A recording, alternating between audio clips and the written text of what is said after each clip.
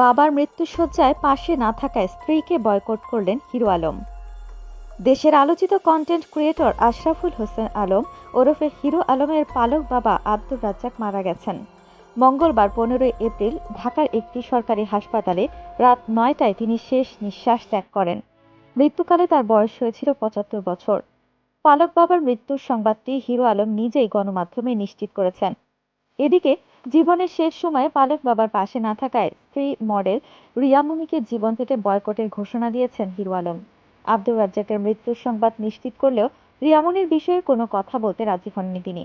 আলম বলেন, এই মুহূর্তে কোনো কথা বলতে চাই না, যা বলার আমি ফেসবুকে বলে দিয়েছি। সবাই আমার বাবার আত্মার শান্তির জন্য দোয়া করবেন। এর আগে বাবার মৃত্যুর খবর জানিয়ে হিরো আলম ফেসবুকে লিখেছেন, রিয়ামণিকে আমার জীবন থেকে বয়কট করলাম, কারণ আমার বাবা হসপিটালে। সে আমার বাবার কাছে না থেকে বিভিন্ন ছেলেদের নিয়ে নাচ গান করে বেড়ায় এবং তার পরিবারের কোনো সদস্য আমার বাবা এতদিন হসপিটালে কেউ কোনোদিন দেখতে আসেনি। আমার বাবা বেঁচে থাকতে দেখতে আসলো না, তাহলে আমি পড়ে থাকতে সে কি করবে? হিরো আলম আরো উল্লেখ করেন, রিয়ামণি ঢাকা শহরে বিভিন্ন বারের ডান্সার। সেখান থেকে আমি একটা ভালো পথে আনার চেষ্টা করেছিলাম। ছেড়ে দেওয়া গরু কোনোদিন ঘরে বন্দি করে রাখা যায়? খুব শীঘ্রই মায়ামণি, রিয়া খুব তাড়াতাড়ি তারা যে কত খারাপ বুঝতে পারবেন আপনারা।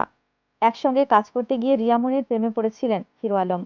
সে কারণে দ্বিতীয় স্ত্রী মডেল নুসরাত জাহান হিরো আলমকে ডিভোর্স দেন। পরে হিরো আলম রিয়ামণিকে বিয়ে করেন। তার সঙ্গে জুটি বেঁধে বেশ কিছু কাজ করছেন হিরো আলম। আমি হিরো আলমের বাবা হই। আমার ছেলে, আপনারা দয়া করে একটা ভোট দেবেন এবং দোয়াও করবেন।